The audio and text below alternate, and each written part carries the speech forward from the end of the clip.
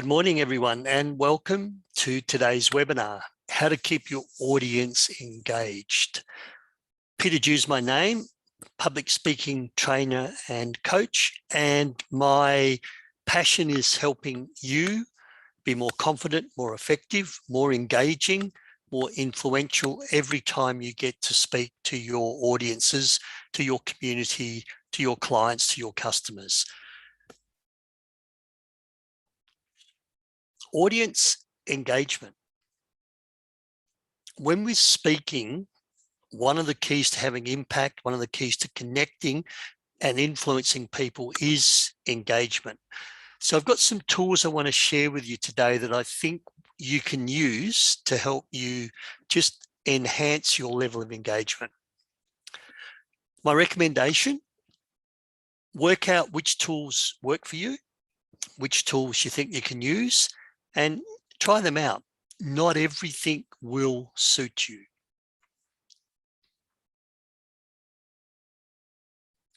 So how to participate, ask questions as we go. Think of your own circumstances. I always ask people to cast their minds back to a previous presentation that you've done or forward to one you've got coming up. What could have you done differently to just enhance the engagement? Moving forward, what are you going to do differently to enhance the engagement of this upcoming event? Please feel free to take notes. I do record my webinars, and should you want access to a recording, maybe I've said something that you want to review, just send us an email and we will send you a recording of today's webinar. All right, let's get started. How do we become more engaging as speakers? And some of this relates to online, as this is today, and some of it relates to face-to-face when we get back to those seminars, those workshops, those conferences. The power of targeted questions. So to engage people, one of the things you can do is use those questions. What would you do in these circumstances? How would you deal with this situation if this occurred in your workplace? And of course, this situation, or how would you deal with this scenario, you would put the actual scenario in. And it's the questions that make people think internally. And it relates to your content and the answers, the solutions you're going to provide later. So one of the models we use with public speaking is called problem, cause, solution. And you're an expert in your field, whether it's health and safety, whether it's mental well-being, whether it's financial planning, whether it's superannuation. You're an expert in your own field. And what's one of the problems? Problem is there's been an increase in hand injuries in the workplace. Problem is women have less superannuation than men. How are we going to address this?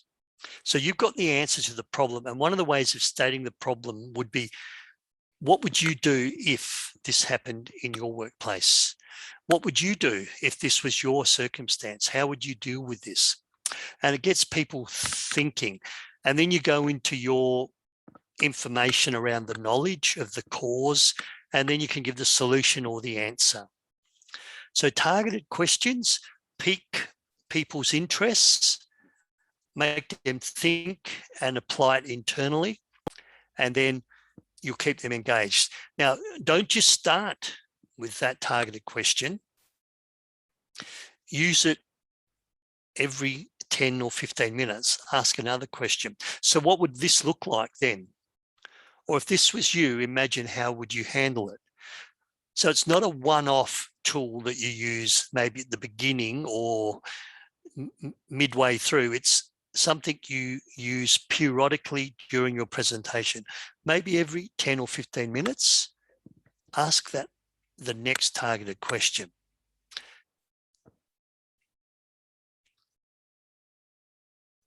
Take well-timed breaks, especially in the longer workshops. and online. I traditionally run one-day public speaking workshops, one-day thinking and speaking off the cuff workshops, one day overcome your fear of public speaking workshops. And now I've had to run them online as well. I cannot run a 7-hour workshop online and keep people engaged. So my philosophy is I break it down into 6 one-hour sessions across 6 different days. Now that might be 6 consecutive days, or that might be 6 consecutive weeks.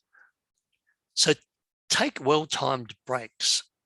When I do run face-to-face workshops, which we're still doing here in Western Australia, in Perth, and the week before I was in Port Hedland, prior to that, Karratha, running face-to-face workshops, need to break every 50 to 60 minutes. And the break doesn't have to be the morning tea break or the lunch break.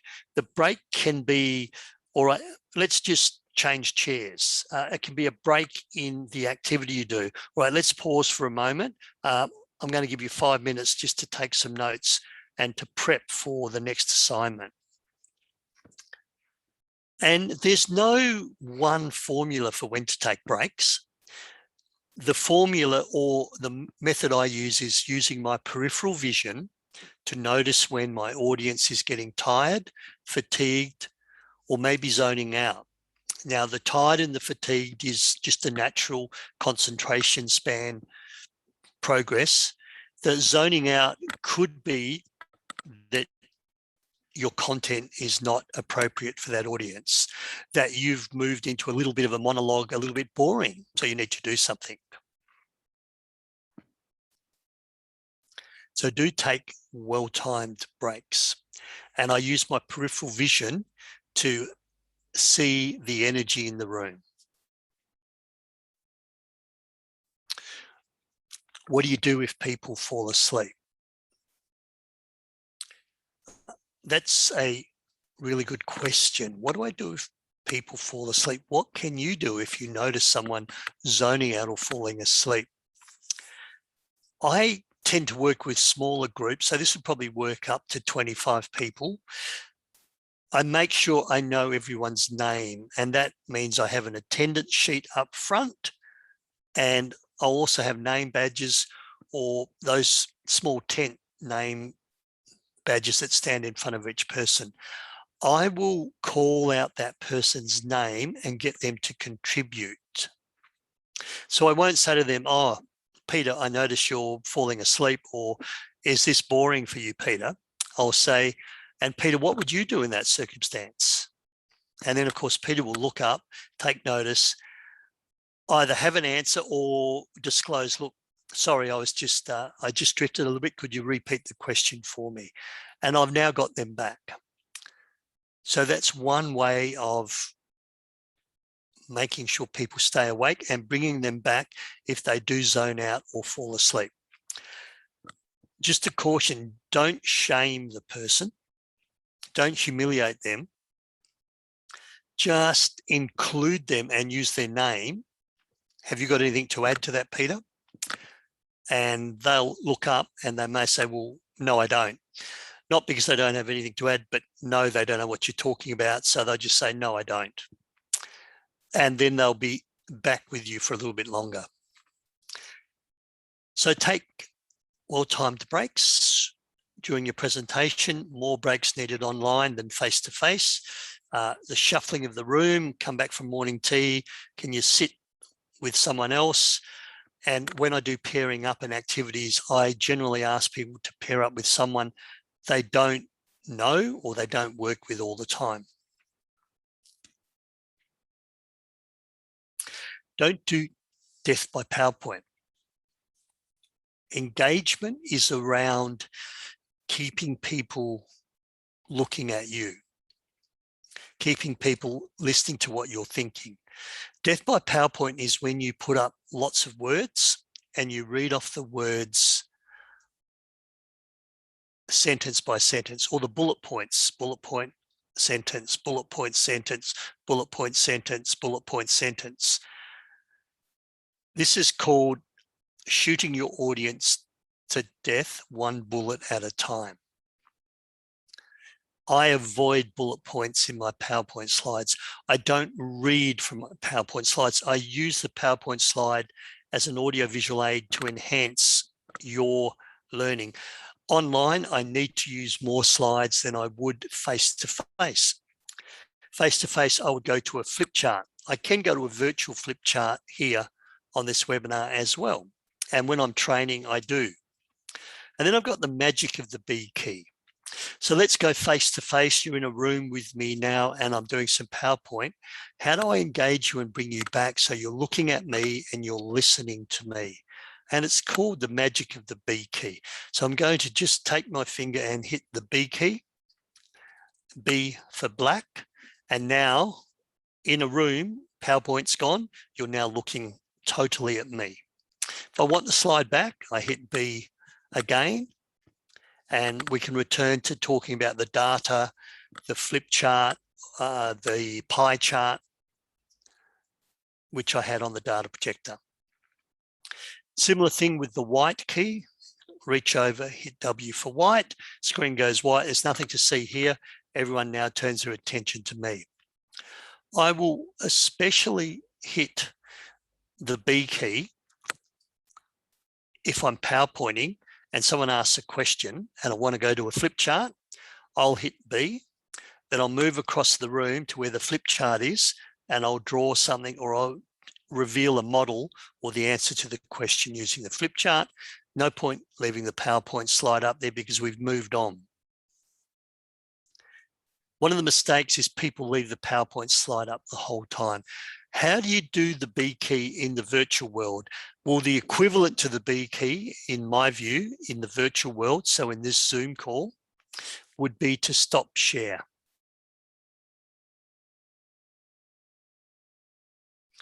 So now the whole screen is me. And you're not looking at my PowerPoint slide. So now I can have a more engaging discussion. And in the training or the webinar where I'm seeing everyone, I can now let someone else have a chat, get them to ask a question, get them to reveal some comments. And then when I want the PowerPoint back, I just go to share and share my screen. And there's your PowerPoint back again.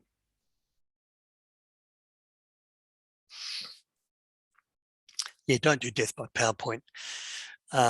Don't read off your PowerPoints word for word. You're not a newsreader on national television where they have the teleprompter and the words come down in the screen and you read off them word for word.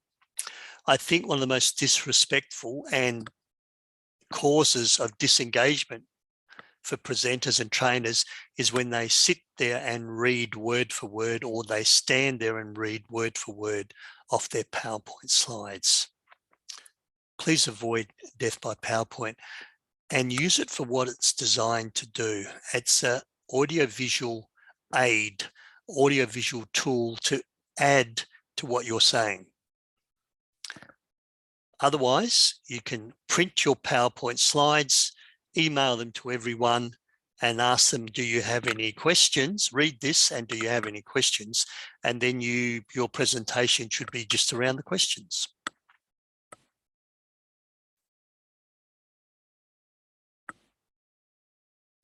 Use of story. Once again, another way to engage audience is to go into a story. One of the things in public speaking and training that we often say is people do not remember much of what you said. They remember how you make them feel.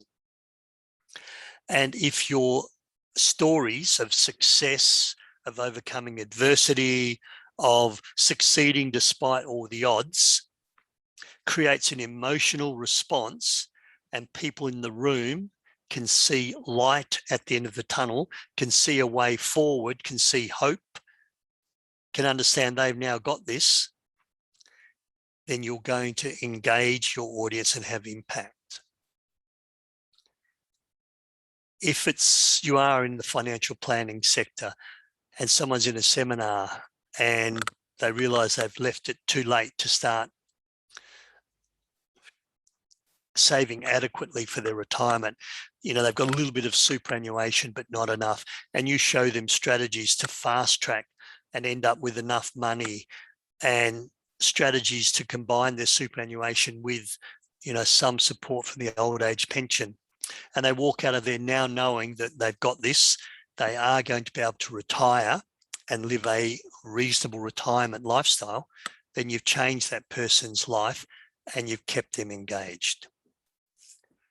By using a story of someone who was in a similar situation that you worked with, they've done this, they've done that, they've started this strategy, and now they're in a place where they can retire comfortably. My own story, those of you who may be unfamiliar, as a person who stutters and being unable to speak and avoiding public speaking at all costs. And when I share that with people that are trying to overcome a fear of public speaking, they just say, wow. As soon as I heard your story, I knew that if you can do this, Peter, I can do this as well. It doesn't mean it's going to be easy, but I now know in my heart that I can do this. So use your story. What story are you going to use to create that emotional connection, that engagement for your people in the room? Once again, the story needs to relate to your topic, your take-home messages. Remember, I started with the problem, the cause, and the solution. And you can weave a story, a real client that had this problem. And the reason was they delayed paying into superannuation, and the solution you had, and then end by that person's story. Now they've now retired successfully. They travel around Australia. When borders are open, they do what they want to do. They look after their grandchildren. They're completely happy. Use of story. I run a webinar just on the power of storytelling. And just to clarify, use of story in public speaking, it's the business story. It's not the bedtime story or the fairy tale story. It's the real story, the lived experience that you share from your clients, from your own life, that lets everyone in the room know that, aha, I can see a way forward. That's how you'll engage your audience. Keep their eyes moving. Just a little trick for engagement. When do people zone out? When do people fall asleep?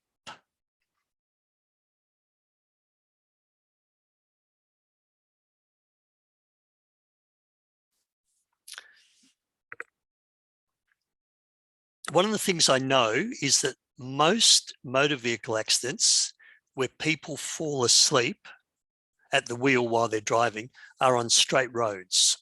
So they're driving along and their eyes are looking straight ahead, straight road, fall asleep, they have a crash, they survive, they live to tell the story. So think of, in Western Australia, think of between Port Hedland and Broome, 500 kilometres of dead straight road, or from Coolgardie near Kalgoorlie through to Perth, straight road. And you're driving and you're driving, your eyes get heavy and you fall asleep. I mentioned death by PowerPoint. So when you put your PowerPoint slide up, and you've noticed I've taken my PowerPoint slide down, when you put your PowerPoint slide up, people are looking straight ahead at the PowerPoint slide. And you're standing off to the side and you're talking to your PowerPoint slide, and people are looking straight ahead at your slide. This is death by PowerPoint. This is putting your audience to sleep. Now, people do not fall asleep when they're driving, going around hairpin bends or around S-bends or doing a figure eight on a racetrack, because their eyes are moving in their sockets, left, right, left, right. They're moving. So one of the things to engage your audience, one of the strategies is keep their eyes moving left to right. Don't let them go on a straight road. I mentioned that I go to a flip chart. In a normal presentation room for me, I'll have PowerPoint straight ahead. I'll have a flip chart on one side and a whiteboard on the other side. Sometimes I'll go to the flip chart. Remember, I'll stop share, B for black. B for black. Let me bring my screen back up.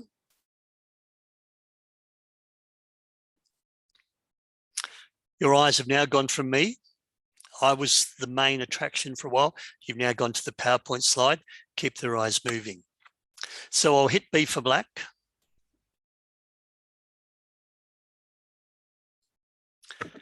I'll move to one side and I'll do something on the flip chart. The eyes have just moved across to the flip chart. I can bring the PowerPoint slide back up. The eyes are now straight ahead. And then someone might ask me another question unrelated to what I'm talking about. So Peter, you said something about storytelling. Can you give an example of a story that you think helps engage people? Can you see how the PowerPoint slide no longer relates to what we're going to talk about? The question's about story. So I'm going to hit the B button, move over to the whiteboard and reveal my model for telling a story, and then give an example of a story that engages my audience around public speaking. Simple tip, if you want to keep your audience engaged and not fall asleep, not zone out, keep their eyes moving in their sockets.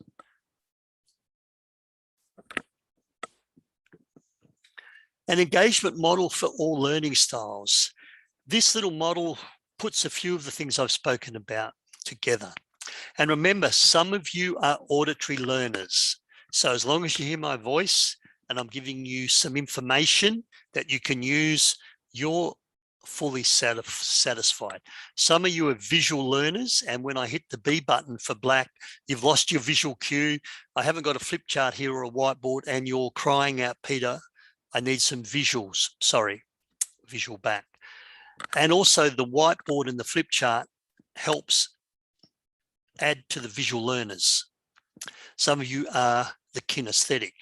You need to apply it. You need to think about it. You need to feel it. You need to try it.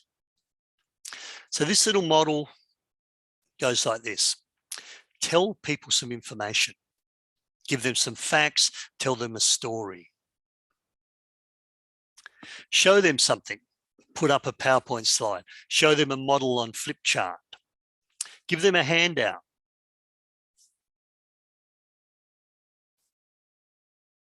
Ask them, can you see how this would work for you?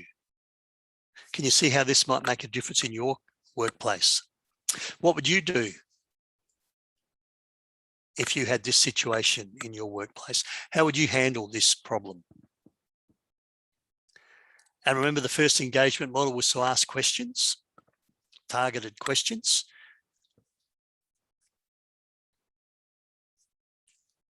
And share. Turn to the person next to you. So in a big group, so 100 people, turn to the person next to you. What's the two biggest takeaways that you've each taken from this seminar so far? Turn to the person next to you. Let them know what strategy of the 5 strategies I've shared with you, what strategy is most valuable to you in terms of engagement. Or in a smaller group, workshop of 10, 12, 15 people, can anyone add any comments that would anyone like to share to the group? So I'm prepared to ask someone to share to the group. With 100 people, I could lose control of my presentation. And with 100 people, I'm probably doing a keynote of 60 minutes or 45 minutes. So I don't want to get someone to speak for 10 or 15 minutes or go on a bit of a rant or take us down a rabbit hole that's unrelated. So with a bigger group, I'll get them to turn to each other and talk, and I'll give them a defined time. 2 minutes, you've got 5 minutes to have a chat, you've got 2 minutes to have a chat, 60 seconds each, and then I'll call people back. Smaller group, I will get them to share to the group. 1 day workshop, I've got a lot more time, 7 hours, I'll get people to share to the group. And I'll do this model, I'll try and run this model every 10 to 15 minutes. Does that make sense? So I've just asked you a question. Now I'm talking to you and I've just removed the show.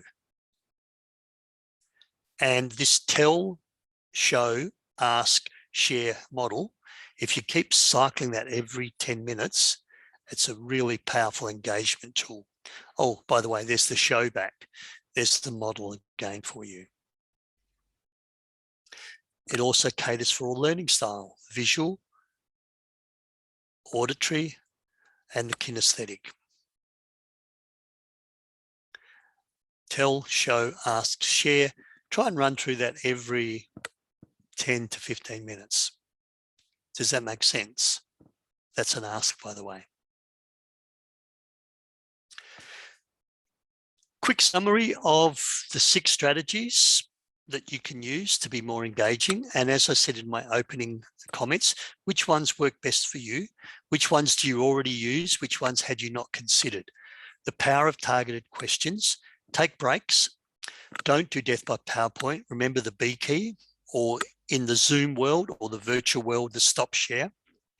Use of story, the business story that is, the story that illustrates success, illustrates the way forward. Keep their eyes moving in their socket. Don't let them drive on a dead straight road so they fall asleep. And use the engagement model, which pulls some of these things together. Tell, show, ask, share. Next webinar coming up. Simple rules to help your question and answer session go well. The reason I'm doing this webinar is because I've had a lot of questions about people that do quite good presentations. They know their stuff well, they're confident when they're presenting, and then they go into that 10 minutes of Q&A, question and answers. They get a difficult question, they get a left field question, and they start to struggle and fall to bits. And the whole house comes falling down. What can you do to make sure that you are effective at Q&A, that your Q&A session goes well, that question and answers, difficult, unexpected, don't throw you off your core message? 14th of October. Upcoming workshops, I've got thinking and speaking off the cuff. This is impromptu speaking in Perth, winning presentation skills in Perth.